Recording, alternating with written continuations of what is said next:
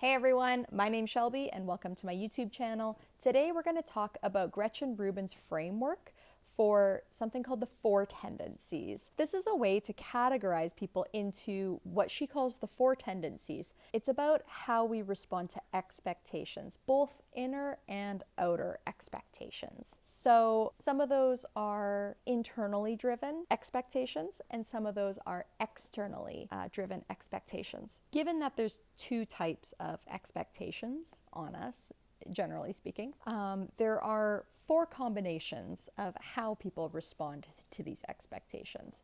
So some people are driven by their internal expectations, some are driven by their outer expectations, some are driven by both the expectations, and some are driven by neither of the expectations.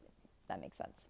She names each of these four categories as upholder, obliger, questioner, and rebel. I really recommend you check out her book for a more in-depth. This is just kind of a primer video on this framework, and I really recommend you go check it out because I find it comes in such handy when dealing one with yourself and two dealing with other people in a way that horoscopes just don't do it.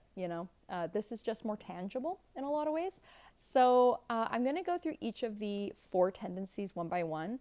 I would really recommend that you go and check out the quiz before listening to the rest of the video so that you can learn more about your own tendency, so that you have a better framework of what we're working with here. So the full book title is called The Four Tendencies, the Indispensable Personality Profiles that Reveal How to Make Your Life Better and Other People's Lives Better Too, by Gretchen Rubin. You might recognize Gretchen Rubin's name from a project of hers called the Happiness Project that she did. I really recommend it. It's essentially her looking at the research on how to be happier and more content with our lives.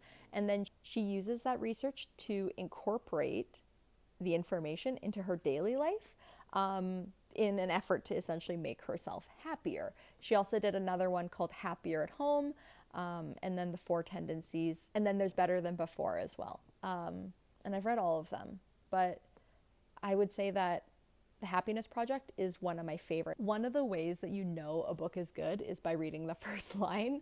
Don't judge a book by its cover, judge it by its first line. And I don't have it in front of me, but if this is right, that tells you how good the line is. She says, I always vaguely expected to outgrow my limitations, that she would, stop pulling her hair, stop twisting her hair. Yeah, it's just beautiful. So I really recommend that you just check out all her work because all her work is phenomenal and her podcast is phenomenal as well.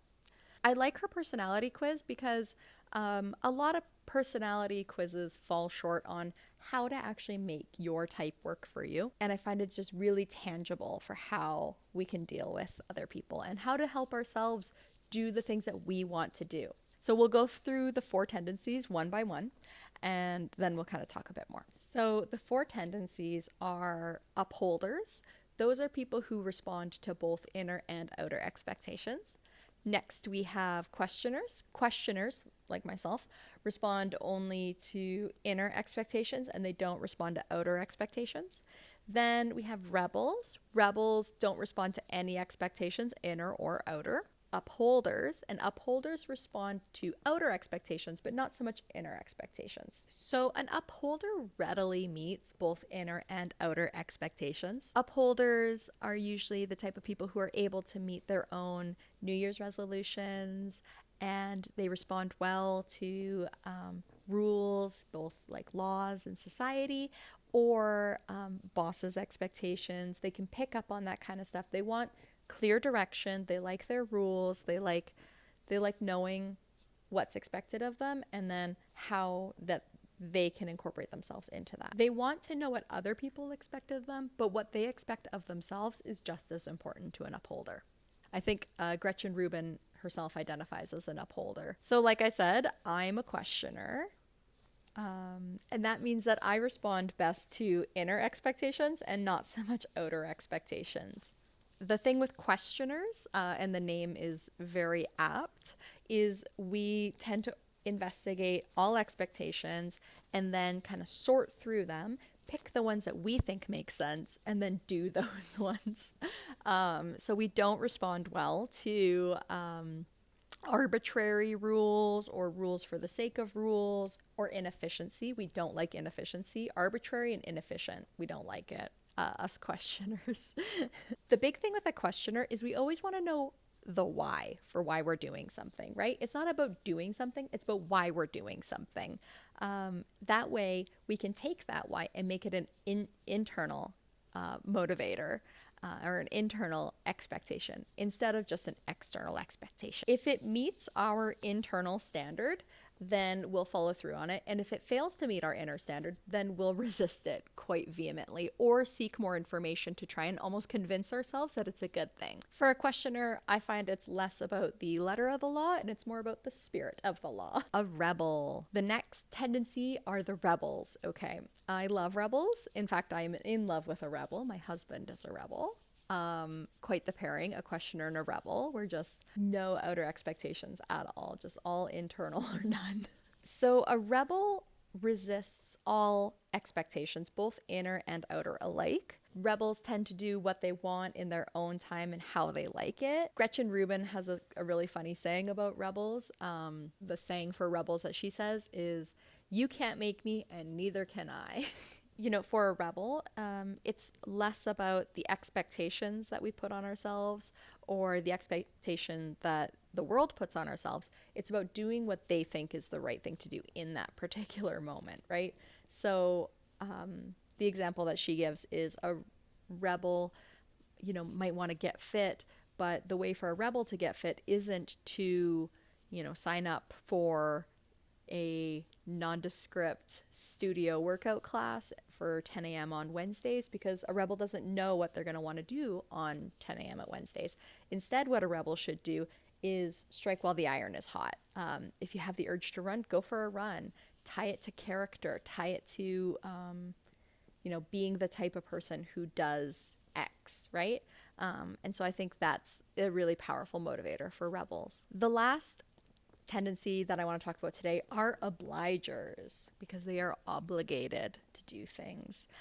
They do not respond well to their own inner expectations, and they respond really well to outer expectations.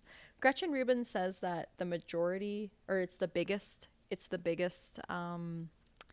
of the tendencies, like more people fall into this group than any other group, which is really neat. So the example that she always gives for a obliger is a person who, you know, always was in shape in high school, was on a track team, and then they got out of high school and college, and now they just can't seem to get their butt to the gym anymore.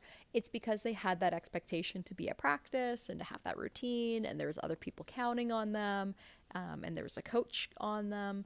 So obligers respond really well to external motivators. That can be friends, that can be coaches, that can be, you know, contests, things that make you accountable to other people in some way or another. So when we think about how to make this information work for us, I think the first thing that we should do is go to the quiz, check out your personality type, your tendency type, that is, and learn more about yourself and see how it rings true. Next, Gretchen Rubin actually has fantastic resources on how to optimize your goals and how you want to get to those goals based on your personality type. So as a questioner, I've learned that I have to research things to death. I just do. I have to, you know, just research everything to death. And that can be a form of procrastination. That can be a form of analysis paralysis for me. Look at how long it's taken me to start a YouTube channel. I've been literally studying it for like a year, and I mean, it's okay, right? But that's okay. But once me as a questioner decides that something is the right course of action, I can do it and I can push forward on it and I can make it a priority for myself. I just need to get myself to that point where I believe it's the right thing to do and that I can do it. With someone who is an upholder, they might not have to do as much convincing. They might be able to work within society's expectations a little bit better than I am and able to follow some of those rules. For my husband, it's that rebellious nature is really important to him. It's part of his character, and he wants to be someone who, stands out and makes a name for himself and those kinds of things. So it's really important for me as a questioner not to wonder why he's doing things a certain way when I, as a questioner, would do something different, right? And then, it's important for me, in the workplace to understand that maybe I have a boss who is a obliger and I'm a questioner. And so, maybe my boss is really content with getting, orders from up top. Yes, sir. Thank you, ma'am. That kind of thing. And then maybe my boss being frustrated because I'm always asking questions. Well, why do we have to do it this way? Well, what if we do it this way?